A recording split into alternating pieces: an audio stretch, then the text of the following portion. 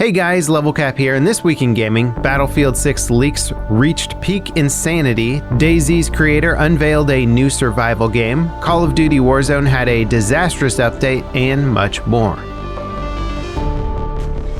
It's been a wild week of Battlefield leaks and rumors. Alleged Battlefield leaker Tom Henderson kicked this week off with a bang. He posted a newsletter making some big claims about Battlefield 6. According to Tom, Battlefield 6 will be set 10 years from present day, features drones and robots, has a single-player / co-op mission featuring a conflict between the US and Russia, will offer a free-to-play Battle Royale mode, and will simply be called Battlefield. Over on 4chan, an anonymous user posted a leaked EA Play Live schedule. While it makes some dubious claims, like Apex Season 9 getting a trailer a month after the current season ends, it does list a release date for Battlefield 6. According to the leak, EA Play Live will happen on June 14th and Battlefield 6 will launch on November 19th. A reveal for Battlefield 6 is likely happening in May with a cinematic trailer. EA Play Live will offer a gameplay trailer and developer interview with DayZ. One last interesting thing about this EA Play Live leak is that it says Battlefield 6 will launch on last-gen consoles in addition to PC and next-gen hardware.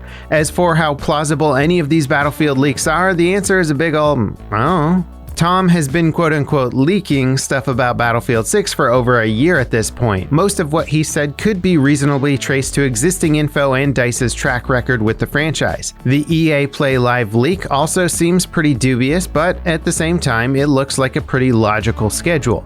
So overall, I'd say temper your expectations. As always, we'll report on what's out there about Battlefield 6, but it shouldn't be taken as anything other than speculation until DayZ says otherwise.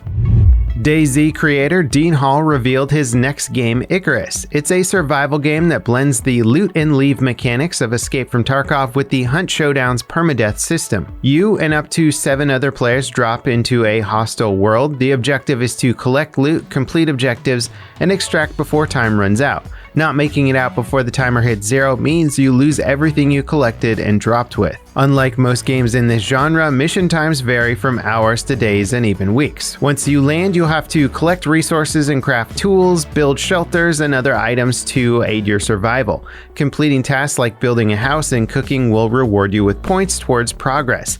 It's unclear if the game is solely PvE or if those 7 other players can also be hostile. The Steam listing for the game specifically calls it a PvE experience, but it sounds like even without PvP, survival will still be a brutal affair. The world you're surviving on has dangerous animals, violent storms, and harsh conditions. The planet is handcrafted, so no procedurally generated areas or enemy placements, but all of the conditions sound like they'll be dynamic. On one run, you may have clear skies, but on another, you'll face massive storms. Extraction will take you off-world to an orbiting space station. The resources you've collected and missions you've completed will help you upgrade your gear and resources for your next drop. A full gameplay trailer is launching on the 8th, so we'll know more soon. The screenshot and brief glimpse of gameplay available right now looks promising, at least in terms of visuals. Dean's studio Rocketworks is planning to launch the game this year, and it'll be free to play. Warzone Zombie Pub Crawl is getting slightly more interesting. It just moved to the Verdansk TV station and introduced a new armored zombie that's somewhat harder to kill. Players have also noticed missile launches happening during matches. Thanks to a leaked, unfinished ad for the game, we know Verdansk is getting a Cold War-themed overhaul that rewinds it in time. That news, combined with the most recent updates for the game failing to deliver much-needed improvements, has soured the conversation around Warzone on social media. An egregious invisible bug reared its ugly head again thanks to the update restoring attack helicopters. 3 months ago, players discovered these vehicles could be used to easily render themselves invisible and invulnerable to damage. Almost immediately after the patch went live, reports of invisible players flooded social media. Raven quickly removed the attack helicopter again, but there's been basically no communication about future Warzone updates. Many players are upset that the ongoing Zombies event has been so underwhelming. Even more players were hoping for a brand new map, not a reskin of Verdansk. That said, we don't know what Activision has planned for the Battle Royale. Everything we know about the game's future is based on leaks and speculation, but it seems like the season is building up to some sort of explosive finale that may decimate the map.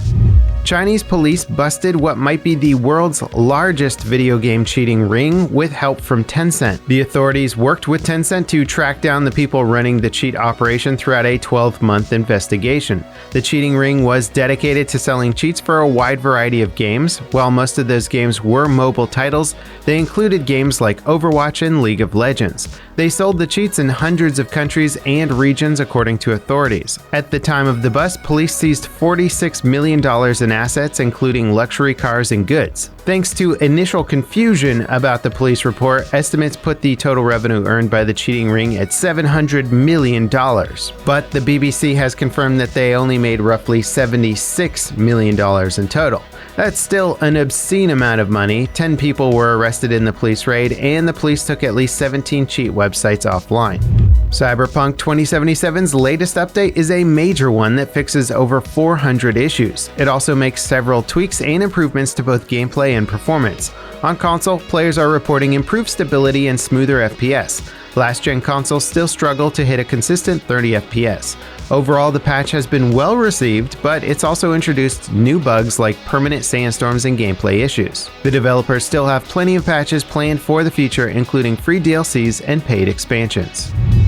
Remedy's next game might be Alan Wake 2. GamesBeat editor Jeff Grubb broke the news during a recent live stream. Jeff was also recently in the news for saying DICE are targeting May for the reveal of Battlefield 6. The GamesBeat editor is a notable industry insider, so it's worth taking what he says at least under consideration. Remedy's original Alan Wake was a smash hit and established them as a big-name developer. Microsoft held the rights to the game for years until Remedy bought them back. Since then, speculation about a sequel has run wild, in small part because of Remedy themselves teasing Alan Wake updates and info. Their most recent title, Control, even had a full Alan Wake DLC. Alan Wake 2 will allegedly launch on the Epic Games Store under Epic's typical deal to provide upfront funding in exchange for exclusivity. It sounds like Valve are going all in on the future of Half-Life. Two teams at the company are reportedly working on separate Half-Life themed VR titles. One has appeared in various leaks as Citadel, an RTS VR title where players act as both the commander and the units. More recently, leaked code and updates for Valve's other titles like Dota 2 and Artifact have hinted at a game in development that utilizes Half-Life Alyx's core gameplay mechanics, but updated and expanded. Before we get to this week's final story, thanks a ton for tuning in. I hope we covered all the gaming news that you cared most about. If we missed a story that you'd like to know more about, let us know in the comments. The launch of co-op looter shooter Outriders was rough going thanks to gameplay bugs and server issues. The developers put out a patch this morning that fixes some performance issues related to the game using the wrong version of the DirectX API. Despite the game's ongoing server issues, it's proven to be Square Enix's biggest Steam launch ever. It hit a peak concurrent player count of over 100,000 players 2 hours after launch, which is double any of Square's previous launches. Considering the game is hovering around 100,000 average players, it'll likely peak even higher over the weekend. And that wraps it up for This Week in Gaming. Thank you guys so much for watching, and I'll see you next time. This is LevelCap signing off.